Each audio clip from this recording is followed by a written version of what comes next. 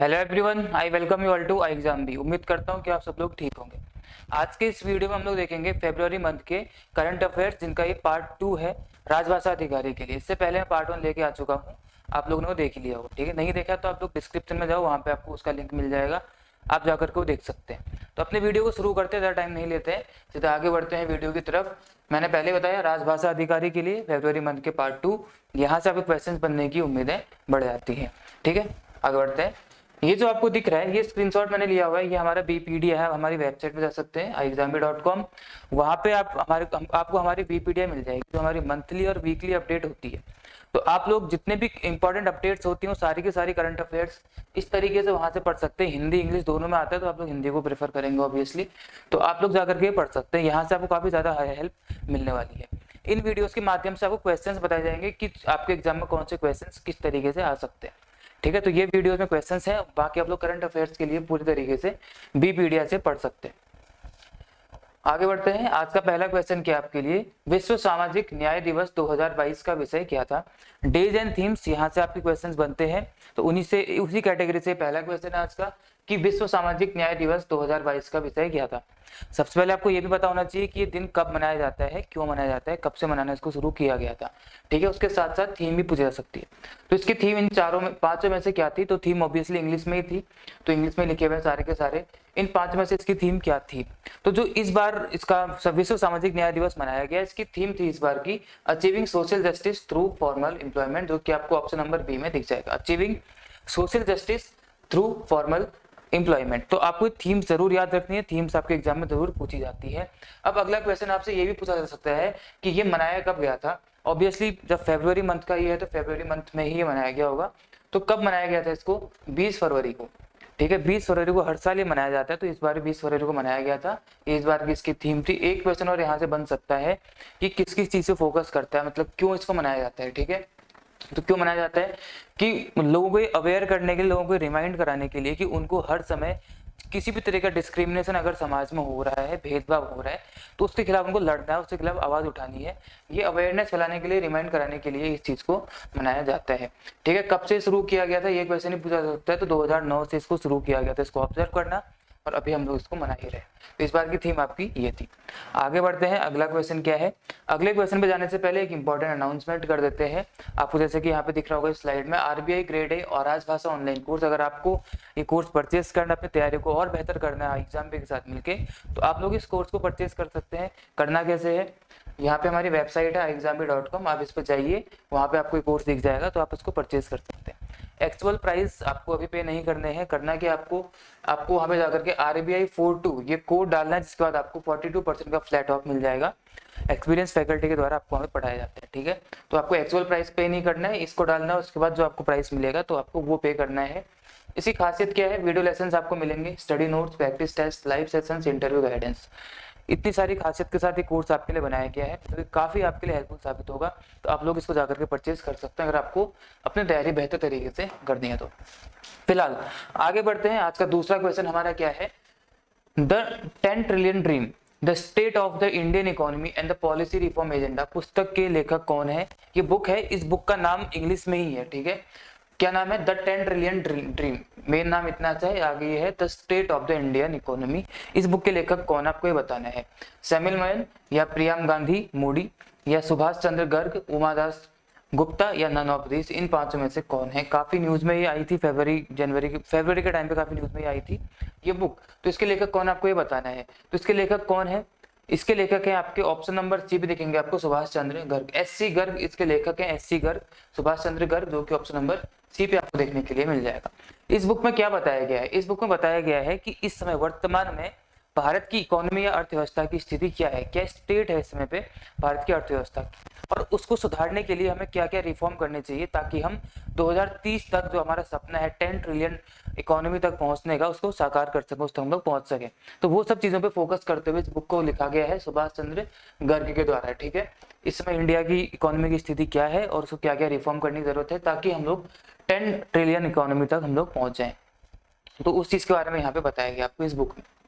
अगला क्वेश्चन है, 2022 शीतकालीन ओलंपिक समापन समारोह 20 फरवरी 2022 को बीजिंग के बीजिंग नेशनल स्टेडियम में आयोजित किया गया था।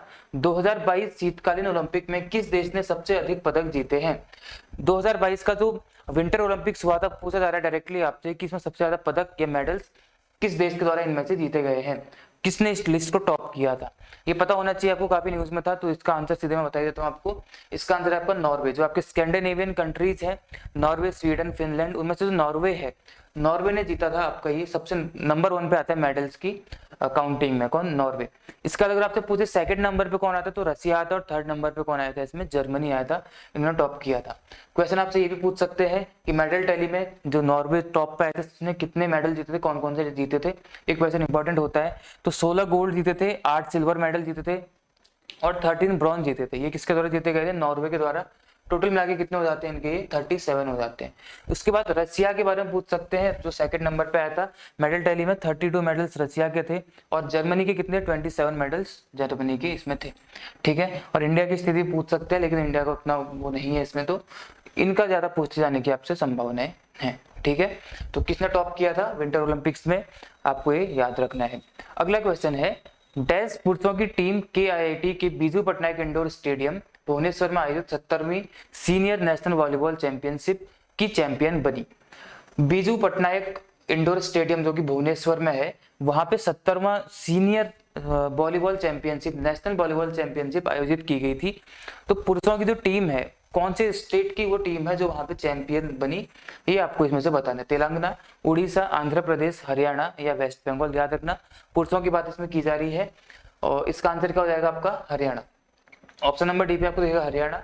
तो हरियाणा की जो पुरुषों की टीम है, उसने यहाँ पे टॉप किया चैंपियनशिप में, चैंपियन बनी कौन सी? हरियाणा की टीम। इसके साथ साथ आपसे एक क्वेश्चन और पूछ सकते हैं कि वुमेन, ये तो मैंने मैन का बताया आपको, तो वुमेन में कौन सी टीम बनी? तो वुमेन में आपको याद रखना है कि केरला की टीम। वुमेन कैटेगरी में देखेंगे तो केरला की टीम इसमें चैंपियन बनी थी। अगर हम लोग मैन कैटेगरी में देखते हैं तो हरियाणा की टीम इसमें चैंपियन बनी थी। इतनी सी बात याद रखेंगे, ज्यादा इंपॉर्टेंट है और ज्यादा नहीं है। डैश को कोलकाता में इंडस्ट्री चैम्बर SHM द्वारा आयोजित energy meet and excellence award समारोह में भारत की सबसे भरोसेमंद सार्वजनिक क्षेत्र की कंपनी पुरस्कार से सम्मानित किया गया। SHM के द्वारा एक अवार्ड दिया गया एक फंक्शन में, क्या बोलते हैं? Energy meet and excellence award होता है ये। तो इसके द्वारा दिया गया India's most trusted public sector company. इनमें से कौन सी वो कंपनी जिसको भारत की सबसे ज्यादा पब्लिक सेक्टर यानी कि सार्वजनिक क्षेत्र की विश्वसनीय कंपनी, सबसे बेस्ट विश्वसनीय कंपनी माना गया इनके द्वारा, इन पांचों में से उसका नाम बताना है कि वो कौन सी कंपनी मानी गई। SHM के द्वारा ये दिया गया। तो आपको कौन सी है? क्या वो सेल है? Steel authority of India limited, वो नहीं है। NTPC भी नहीं है, ONGC भी नहीं है, गेल भी इसका आंसर नहीं है। इसका आंसर क्या? ऑप्शन नंबर डी, कोल इंडिया लिमिटेड है। कोल इंडिया लिमिटेड को India's most trusted public sector company माना गया है, यानी कि कौन सबसे भारत की सबसे भरोसेमंद सार्वजनिक क्षेत्रीय कंपनी, इस पुरस्कार से सम्मानित किया गया SHM के द्वारा। SHM का हेडक्वार्टर कहाँ पे है? कमेंट सेक्शन में आप लोग हमें बताएंगे। जो कोल इंडिया लिमिटेड है, ये महारत्न कंपनी है। कंपनी आपको पता होगा 3 तरीके की होती है, एक मिनी रत्न, नवरत्न और महारत्न। अब ये कंपनी क्या क्या होती है, थोड़ा स्टैटिक पार्ट हो जाता है, इसको किसी अन्य वीडियो में पढ़ लेंगे कि महारत्न, नवरत्न, मिनी रत्न क्या होती है। फिलहाल याद रखना, कोल इंडिया लिमिटेड जो है एक महारत्न कंपनी का दर्जा इसको प्राप्त है। ठीक है, तो ये चीज में था, लिखना है। SHM का हेडक्वार्टर आप लोग हमें कमेंट सेक्शन में बताएंगे। अगला क्वेश्चन देखते हैं, डैश ने institute of chartered accountants of India ICAI द्वारा दिए गए सार्वजनिक क्षेत्र की संस्थाओं की श्रेणी में वर्ष 2020-21 के लिए वित्तीय रिपोर्टिंग में उत्कृष्टता के लिए ICAI पुरस्कार प्राप्त किया है। आपको ये बताना है कि इन पांचों में से, यहाँ पे 4 ही है, इन चारों में से वो कौन सी कंपनी है, वो कौन सी ऑर्गेनाइजेशन है जिसको क्या दिया गया? फाइनेंशियल रिपोर्टिंग के लिए, बेस्ट फाइनेंशियल रिपोर्टिंग के लिए इसको अवार्ड दिया गया, एक्सीलेंस अवार्ड दिया गया। किसको? इन चारों में से किसको? ये आपको बताना है कि वित्तीय रिपोर्टिंग में उत्कृष्टता के लिए ICAI पुरस्कार किसने प्राप्त किया है। इसका आंसर क्या हो जाएगा आपका? MTNL नहीं है, IRCTC भी नहीं है, इसका आंसर BSNL भी नहीं है। इसका आंसर क्या हो जाएगा आपका? Option number c, RailTel. RailTel company को फाइनेंशियल रिपोर्टिंग में एक्सीलेंस के लिए यानी कि वित्तीय रिपोर्टिंग में उत्कृष्टता के लिए क्या दिया गया? ICAI अवार्ड से नवाजा गया। ये आपको याद रखना है। ठीक है, रेलटेल, यहाँ पे ये चीज लिखी हुई है। ठीक, इसके बारे में इतना इंपॉर्टेंट ज्यादा कुछ में है नहीं। आगे बढ़ते हैं, अगला क्वेश्चन। अगला क्वेश्चन है, सरकार ने वाइस एडमिरल जो कि रिटायर्ड है को देश की समुद्री सुरक्षा को मजबूत करने के लिए भारत का पहला राष्ट्रीय समुद्री सुरक्षा समन्वयक नियुक्त किया है। इन पांचों में से वो कौन है जो कि पहले वाइस एडमिरल थे इंडियन नेवी में, जो कि अब रिटायर्ड है, उनको नियुक्त किया है किस चीज के लिए? राष्ट्रीय समुद्री सुरक्षा समन्वयक नियुक्त किया है। ठीक है, क्या बोलते हैं इंग्लिश में इसको? First national maritime security coordinator नियुक्त किया है इन पांचों में से, ये आपको बताना है। काफी न्यूज में ये आए थे। इनका नाम क्या था? जी अशोक कुमार नाम था। कौन से ऑप्शन पे है? जी Ashok Kumar, option number a पे है जी अशोक कुमार। इनको ही नियुक्त किया गया है क्या? Maritime security coordinator of India. क्या किस चीज के लिए किया गया है इसको? To strengthen the country's maritime security, जो समुद्रिक सीमा है हमारी समुद्र की, उसको सुरक्षा प्रदान करने के लिए, उसको और मजबूती देने के लिए ये चीज की गई। किसको नियुक्त किया गया है आपको याद रखना है? जी अशोक कुमार को। ठीक है, ऑप्शन नंबर ए इसका आंसर हो जाएगा।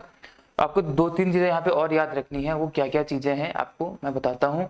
जो नेशनल मैरीटाइम सिक्योरिटी काउंसिल है, इस task to coordinate among the Indian navy, ये भारतीय नेवी, जो हमारी इंडियन नेवी है, नौसेना और कोस्ट गार्ड, जो कि दोनों के दोनों समुद्र के तट, नेवी समुद्र में सुरक्षा करती है और इंडियन कोस्ट गार्ड समुद्र के तट पर सुरक्षा करती है।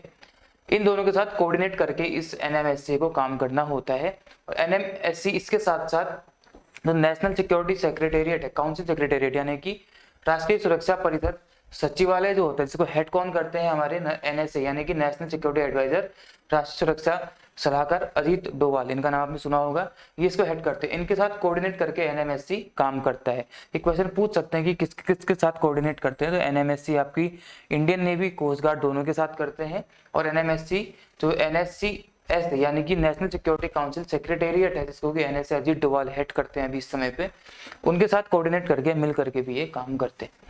ये दो तीन चीजें आपको याद रखनी। जी अशोक कुमार इनका नाम है, जिनको अभी नियुक्त किया गया। आगे बढ़ते हैं। इंटरऑपरेबिलिटी के माध्यम से परिचालन दक्षता बढ़ाने के लिए भारतीय वायुसेना और रॉयल एयरफोर्स डैश वायुसेना स्टेशन जोधपुर में ईस्टर्न ब्रिज नामक एक द्विपक्षीय अभ्यास में भाग ले रहे हैं। सिंपली आपसे ये पूछ रहे हैं कि जो ईस्टर्न ब्रिज जो 6th एडिशन है, इसमें किस किस ने भाग लिया? इसमें एयरफोर्स की एक्सरसाइज होती है, किस किस देश ने इसमें भाग लिया, ये आपसे पूछा जा रहा है। एक तो इंडिया था ऑब्वियसली, द्विपक्षीय है यानी कि बायलैटरल, एक तो इंडिया था, तो दूसरा आपसे पूछ रहे हैं कि कौन था, तो बताना आपको कौन था। ओमान के साथ आपको एक अलग से वीडियो में लेके आऊंगा, जहाँ पे आपको बताऊंगा कि सारी की सारी मिलिट्री एक्सरसाइज कौन से देश के साथ कौन करता है। ठीक है, तो ईस्टर्न ब्रिज किसके साथ होती है? हमारी इंडिया की होती है हमेशा। किसके साथ? ओमान के साथ होती है। ठीक है, ओमान की राजधानी मस्कट, ओमान के साथ होती है ईस्टर्न ब्रिज। आपको याद रखना, स्टैटिक क्वेश्चन है और अभी अभी हाल ही में हुई थी, छठा एडिशन हुआ था इसका, तो ये न्यूज में आ गया था। ठीक है, तो आपको ये चीजें इसमें याद रखनी थी। ऑप्शन नंबर बी ओमान इसका आंसर हो जाएगा। 25 फरवरी के टाइम पे इसको शुरू किया गया था वहां पे। ठीक है, 21 से लेके 25 फरवरी तक यहाँ पे हुई थी। Air force station Jodhpur. ये क्वेश्चन आपसे पूछ सकते हैं, इस बार छठा जो एडिशन हुआ था कहाँ पे हुआ था? तो 6th एडिशन इसका जोधपुर में हुआ था, ये आपसे पूछा जा सकता है। आगे बढ़ते हैं। 48 खजुराहो नृत्य महोत्सव मध्य प्रदेश के किस जिले में शुरू हुआ था? खजुराहो नाम सुनते ही मध्य प्रदेश दिमाग में आता है ऑब्वियसली, लेकिन आपसे पूछा गया कि इससे किस जिले में खजुराहो नृत्य महोत्सव आयोजित किया गया था? तो आपको बताना है उज्जैन, छतरपुर, भोपाल, सिंगरौली या फिर ग्वालियर। इसका सीधा सा आंसर है कहाँ पे किया गया था ये? Option number b Chhatarpur. Chhatarpur जिले में मध्य प्रदेश के इसको आयोजित किया गया था। 48 खजुराहो डांस फेस्टिवल ये होता है, और आजादी का अमृत महोत्सव हम लोग मना ही रहे हैं इस साल पूरे साल, तो उसी थीम पे इसको किया गया था। ठीक है, वो सब चीजें यहाँ पे बताई गई, ज्यादा इंपॉर्टेंट नहीं है। आगे बढ़ते हैं। विकलांग लोगों के लिए कुंस्योम्स योजना डैश में शुरू की गई है। ये काफी इंपॉर्टेंट है कुंस्योम्स स्कीम, इसको आप लोग नोट कर लेंगे कि किस इन पांचों में से किस जगह पे विकलांग लोगों के लिए कुंस्योम्स एक योजना भी आयोजित की गई है, वहां पे चलाई गई। देहरादून, शिमला, JNK या लेह या नॉन ऑफ दिस। तो इसका आंसर क्या हो जाएगा आपका? इसका आंसर हो जाएगा आपका लेह। नंबर डी, लद्दाख में जो लेह है वहां पे आपका इसको आयोजित किया गया, कुंस्योम्स स्कीम को आयोजित किया गया था। इसका मतलब क्या होता है? फेयर फॉर ऑल, यानी कि सबके लिए बराबरी, इक्वलिटी फॉर ऑल, सब लोग समान हैं। तो ये इसका हिंदी में मीनिंग होता है इक्वल फॉर एवरीवन, सभी के लिए समानता, फेयर फॉर ऑल सभी के लिए न्याय, सभी के लिए बराबरी, ये इसका हिंदी मीनिंग होता है। ठीक है, आगे बढ़ते हैं। डैश सरकार ने भारत की पहली जल टैक्सी सेवा को हरी झंडी दिखाई। इन पांचों में से किस राज्य सरकार ने अभी हाल ही में पहली वाटर टैक्सी को भी चलाया है, वहां पे जल टैक्सी सेवा को? आपको ये बताना है। इसका आंसर क्या हो जाएगा? अभी न्यूज में काफी आ गया था ये फरवरी के टाइम पे। महाराष्ट्र, मुंबई, जो आपको पता होगा वेस्ट मुंबई से लेके कहाँ तक जो नवी मुंबई है उसके बीच में इसको चलाया गया है। किसको? महाराष्ट्र में पहली वाटर टैक्सी को, जो पहले तो टाइम लगता था यहाँ पे, अगर रोड के माध्यम से आप जाएंगे तो 90 से 100 मिनट के टाइम के आसपास का टाइम लगता था, जो कि सीधे कट हो जाएगा आधे में। अब वहाँ पे टाइम कितना लगेगा आपको, 45 से 50 मिनट्स का टाइम आपको वहाँ पे लगेगा, ऐसा इसमें बताया गया है। ठीक है, मुंबई में चलाई गई है ऑब्वियसली, महाराष्ट्र को। आगे बढ़ते हैं। डैश किफायती ग्रीन हाउसिंग के लिए कम आय वाली महिला उधारकर्ताओं को उधार देने के लिए IIFL होम फाइनेंस को 68 मिलियन अमेरिकी डॉलर, यानी कि हिंदी में बोले तो 500 करोड़ रुपए से अधिक ऋण प्रदान करेगा। क्या बोल रहे हैं, ग्रीन हाउसिंग के लिए जो हमारे देश में कम आय वाली महिलाएं होती है उनको लोन चाहिए, और लोन उनको कौन देगा, IIFL जो गोल्ड लोन होता है, IIFL जो होम लोन है, होम फाइनेंस, ये लोन देगा किसको, इनको। अब ये लोन देगा, इसको फाइनेंस कौन कर रहा है, इसको कौन पैसे दे रहा है लोन देने के लिए, वो कर रहा है कौन, आपको इसमें से बताना है। ADB, NDB, AIIB या RBI। क्वेश्चन ऐसे पूछ सकते हैं कि इनमें से जो भी लोन दे रहा है उसका नाम दे देगा आपको, बोलेगा कितना लोन दे रहा है, लोन कितना दे रहे हैं, 68 मिलियन अमेरिकी डॉलर का लोन दे रहे हैं। दे कौन रहा है, एशियन डेवलपमेंट बैंक, ADB। ठीक है, ये दे रहा है एशियन डेवलपमेंट बैंक। आपको बताना है कि ADB का हेडक्वार्टर कहाँ स्थित है। ठीक है, वो बताना है। 68 मिलियन का डॉलर इसमें लोन इसको दिया जा रहा है, किसको, IIFL को दिया जा रहा है। ठीक है, फाइनेंस किया जा रहा है। मतलब dash has become the first Indian consumer goods company to become completely plastic waste neutral. इनमें से वो कौन सी कंपनी है भारत की जो पहली कंपनी बन गई है जो पूरी तरीके से प्लास्टिक वेस्ट न्यूट्रल है। जो प्लास्टिक वेस्ट होता है, अपशिष्ट होता है, उसको तटस्थ हो गया, यानी कि उसको अब यूज नहीं करेगी, न्यूट्रल, पूरा रिसाइकिल कर दिया उसने, अब उसको यूज नहीं करेगी, न्यूट्रल बन चुकी है। तो वो कौन सी कंपनी है, वो है आपकी Britannia, Marico, ITC, Hindustan Unilever या फिर डाबर। ऑप्शन नंबर है डाबर इंडिया बन चुकी है पूरी तरीके से plastic waste neutral company, Bharat की पहली। ठीक है, ये आपको याद रखना है, बिल्कुल डायरेक्ट ऐसे ही क्वेश्चन आएगा अगर आ गया तो इसमें इतना ही बताने का है कि डाबर इंडिया पहली plastic waste neutral company Bharat की बन चुकी है। अगला क्वेश्चन है, भारत सरकार, कर्नाटक और उड़ीसा की राज्य सरकारों और डैश ने अभिनव विकास कार्यक्रम के माध्यम से कृषि लचीलापन यानी कि एग्रीकल्चर रेजिलियंस के लिए 115 मिलियन डॉलर, जो कि इंडिया में बोले तो 869 करोड़ रुपए होते हैं, कायाकल्प वाटर सेट पर हस्ताक्षर किए हैं। ये पूछ रहे कि इंडिया की गवर्नमेंट और जो स्टेट गवर्नमेंट्स हैं, उड़ीसा, कर्नाटक और किसने, मतलब ये दो राज्य सरकारी हो गई और एक देश की हमारी सरकार हो गई, और इनमें से किसने एक साथ मिलकर अभी साइन किया है किस चीज के लिए, ताकि एग्रीकल्चर रेजिलियंस, कृषि लचीलापन वो लोग ला सकें इस चीज के लिए। कितने मिलियन का है वो, 115 मिलियन का किया गया है। तो किस किस के बीच है, world bank, ADB, IMF, AIIB, African development bank. तो इसका आंसर क्या हो जाएगा आपका, ऑप्शन नंबर ए आपका आंसर हो जाएगा इसमें, वर्ल्ड बैंक और ये दो राज्य सरकार और भारत सरकार, इन लोगों ने क्या किया है, इसको साइन किया अभी हाल ही में। ठीक है, विश्व बैंक, वर्ल्ड बैंक की स्थापना कब हुई थी, अगर आपको पता है तो आप लोग बताएंगे कब ये हुई थी, ये चीज यहाँ पे लिखी गई है। ठीक है, आगे बढ़ते हैं अगले क्वेश्चन की तरफ। Jio platform has picked up, Jio platform ने US आधारित deep tech startup company two platforms में 15 मिलियन डॉलर में कितने परसेंट हिस्सेदारी ले ली है। जियो प्लेटफॉर्म्स ने, तो ये टू प्लेटफॉर्म्स है, इस पे कितने परसेंट की हिस्सेदारी ले ली है आपको ये बताना है। एक क्वेश्चन आपसे बन सकता है 35, 25, 10, 15 या 30% की हिस्सेदारी, कितने की हिस्सेदारी ली है, ऑप्शन नंबर 20 का आंसर रहेगा 25% हिस्सेदारी जियो प्लेटफॉर्म ने ले लिया है टू प्लेटफॉर्म्स पर। ठीक है, ये इंपॉर्टेंट है। आगे बढ़ते हैं। तो आज के इस वीडियो में हमने देखने 15 या 16 क्वेश्चन देखे होंगे, जो कि आपके फरवरी के पार्ट 2 है। इतने क्वेश्चन पहले देखे थे, इतने क्वेश्चन अभी ये है, तो काफी इंपॉर्टेंट है। अब इसके बाद जो वीडियो आएगा उसमें आपके लिए मार्च के लेके आऊंगा, जो मार्च के महीने से इंपॉर्टेंट है, उसका पार्ट 1 लेके आऊंगा। अब वीडियो खत्म करने से पहले एक अनाउंसमेंट इंपॉर्टेंट आपके लिए कर देता हूँ कि हमारा हम आप सबके लिए एक नई चीज लेके आए हैं कि जितने भी एग्जाम्स होते हैं बैंकिंग के, जो भी एग्जाम आता है उसको टारगेट करते हुए हमेशा पढ़ाई करते हैं, तो अलग अलग ना जाना पड़े आपको, हर एग्जाम की तैयारी एक आपको प्लेटफॉर्म पे आके मिल जाएगी, एक स्टॉप पे आके मिल जाएगी। तो एक इस कोर्स का नाम हमने रखा है क्या, अल्टीमेट बी बैंकर। जितने भी आपके कोर्स होते हैं बैंकिंग के या फिर कोई भी ऐसा एग्जाम जहाँ पे बैंकिंग का सिलेबस आता है, वो सारा का सारा आपको एक जगह पे आके मिल जाएगा, उसका नाम क्या है, अल्टीमेट बी बैंकर कोर्स। ठीक है, तो आप लोग चाहें तो हमारी वेबसाइट पर जाकर के इस पे एनरोल कर सकते हैं, ताकि आप लोग जो भी इन सब एग्जाम की तैयारी कर रहे हैं यहाँ वहाँ ना भटकना पड़े, अलग अलग एक जगह पे आ जाओ और सारे एग्जाम की तैयारी एक ही बार में कर लीजिए। इसकी खास बात क्या है, खास बात यह है कि आपके इसमें 100% सिलेक्शन होगा। अगर नहीं होता है तो आपके जो फीस आपने भरी है उसका फुल आपको रिफंड कर दिया जाएगा। ठीक है, 2 साल में अगर आपका सिलेक्शन नहीं होता है तो आपका फुल फी रिफंड हो जाएगा। मेन पार्ट इसका 100% सिलेक्शन है, क्योंकि आपको मेन इस पे ही फोकस करना है, 100% सिलेक्शन पे। इसको ज़्यादा ध्यान में रखेंगे नहीं, क्योंकि आपकी फीस तो रिफंड हो जाएगी, लेकिन जो आप सपना देख रहे हैं उसको आप साकार नहीं कर पाओगे। इसीलिए आपको इस कोर्स में आना है और 100% सिलेक्शन को लेकर के ही जाना है। फी रिफंड तो हो ही जाएगा ऑब्वियसली, लेकिन आपका टारगेट हमेशा 100% सिलेक्शन होना चाहिए। इससे कुछ खास बातें हैं जो आप लोग देख सकते हैं, यहाँ पे मैंने लिखी है सारी की सारी। 24/7 मेंटर सपोर्ट है इसमें, 150+ फुल लेंथ मॉक टेस्ट हैं, चैप्टर टेस्ट आपको मिलेंगे, क्रिस्प वीडियोस, क्योंकि लंबी लंबी वीडियोस को देखना पॉसिबल नहीं होता है, बोरिंग सा भी हो जाता है, तो क्रिस्प वीडियोस आपको इसमें मिलेंगी। छोटी डेली लाइफ क्लासेस होंगी, सरप्राइज टेस्ट होंगे आपके, मॉक टेस्ट एनालिसिस इसमें होता है। तो ये सारी की सारी चीज़ें इसमें हैं जो कि आपको एक बेहतरीन तैयारी करा करके देती हैं। तो आप लोग को हमें लगता है कि एक जरूर कोर्स आपको लेना चाहिए, अवेल करना चाहिए। इतना बेहतरीन कोर्स आपको फिर से देखने के लिए नहीं मिलेगा। ठीक है, तो ये सब कुछ था आपके लिए आज के इस वीडियो में, जो कि फरवरी के करंट अफेयर्स पार्ट 2 था। फिर मिलते हैं आपसे नेक्स्ट वीडियो में, जो मैं लाऊंगा आपके लिए मार्च पार्ट 1 करंट अफेयर्स का राजभाषा अधिकारी के लिए, जहां से आपके एग्जाम में क्वेश्चन आने की संभावना बन जाती है। तब तक आप सारे लोग अपना ध्यान रखेंगे। आप सभी को जय हिंद, जय भारत।